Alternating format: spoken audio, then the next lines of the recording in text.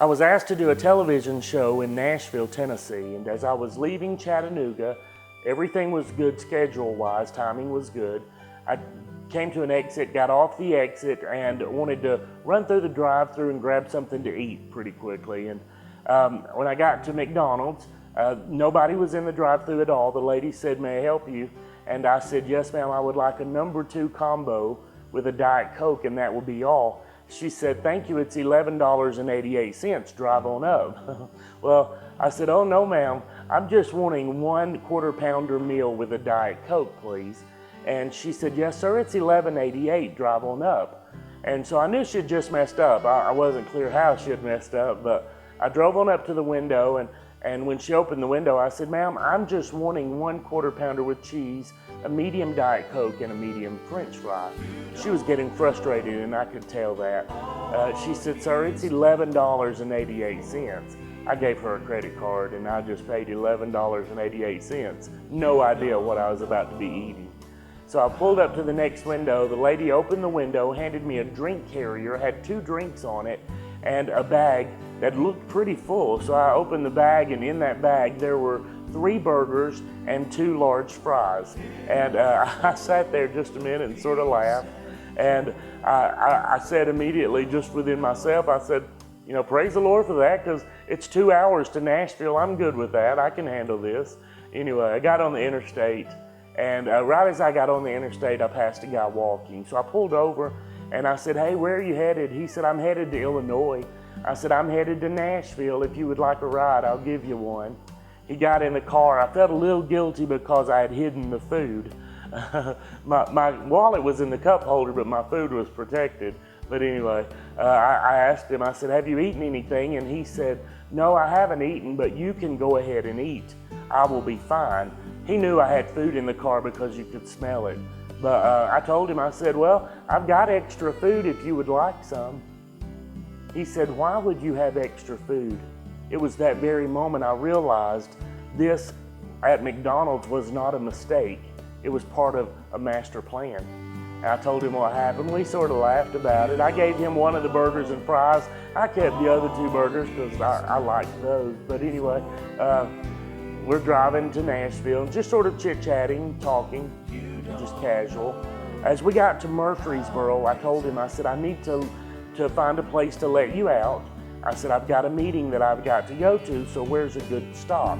And he told me where he would prefer me to let him out.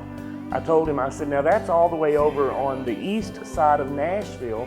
My meeting's over on west Nashville, so I'll need to let you out on this side of Nashville, or if you want, you can go with me to my meeting. I'll be there about 3 hours. Afterwards, I'll take you to the other side of Nashville, no problem." He said, "What kind of meeting is it? Will they let me be there?" I told him, I said, "It's a television taping and there's plenty of room." So he said, "I'll just go with you."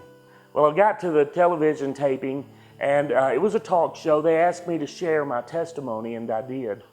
Then they asked me to sing the song, "You Don't Know All He's Done for Me." As I was singing that song, I looked over at this 29-year-old boy, and he was sobbing. It was beautiful. Beautiful sight to see just how God orchestrated our meeting for a purpose. After the TV show was over, I said to him, I said, "Are you ready to go?" And he said, "As you take me to the other side of Nashville, can I talk to you on a personal level?" I said, "Absolutely, you can." He said, "I was raised in church my whole life, a lot like you were." He said, "At 19 years old, me and my friends went to our parents and we said, 'No, we're not doing this church thing. That's not our desire.' He said, and we all packed up and we left." He said, "The other morning I woke up in Pennsylvania and I was by myself. No friends were there, none of my family was there. And I thought to myself, maybe it's time for me to go back home." I'll tell you, I immediately thought of the prodigal son all over again. He told me, he said, "I wasn't going home because I wanted to go to church or needed church." He said, "I was going home because I needed my family." He said, "But maybe God has a plan for me." Immediately, I began to encourage him, and I told him, I said, "God has had a plan for you since long before you were born. He created you for a purpose." I just encouraged and poured encouragement into him. And evidently I talked more than I realized, because that night as we crossed into Illinois, we crossed into the Illinois right across the line, and he told me, he said, my parents live about 30 miles this exit. He said, you can let me out here if you want, and I will make my way there tomorrow. And I said, no way. You've come too far to stop now. And I handed him my phone. I said, why don't you call them? He said, Mom, I'm 30 miles from home. Can I come home, please? Now, I didn't hear her side of the conversation, but I seen a weight that was on this young man totally lifted. He handed me the phone. He had tears in his eyes, and I said, she said, come home, didn't she? And he is like a little kid. He's so excited. We got close to their house. We pulled into the neighborhood, and right as we pulled in, I noticed him tensing up. I said, are you okay?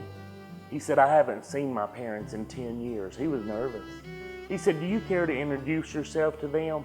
What he was wanting was for me to break the ice for their meeting, and I knew that, and I was okay with that. Got out of the car. His mother and dad were standing arm in arm at the front door on the steps there, and as I got out of the car, I walked up to them, and I reached to shake hands with the dad. I said, hey there, I'm Johnathan Bond. His dad hugged me and never said a word, not a thing. His mother hugged me, and she was crying the whole time. She said, you have no idea how long we've waited for this very moment. She said, we've prayed for this very moment in time, and today is the day. She was so excited. They had their little family reunion right there, and as I left, I was driving away, and I was just so amazed at who God still is. And I want to encourage you today. A lot of times we make mistakes in our past, and then God pulls us from them. We go and sometimes as a new Christian or maybe a Christian that's just now getting back on fire for God, we catch ourselves lifting our hands and lifting our voice, and people look at us like we're weird. That's okay. Let them look. Still lift your hands and still lift your voice and worship to God. People don't understand you because they haven't been where you've been.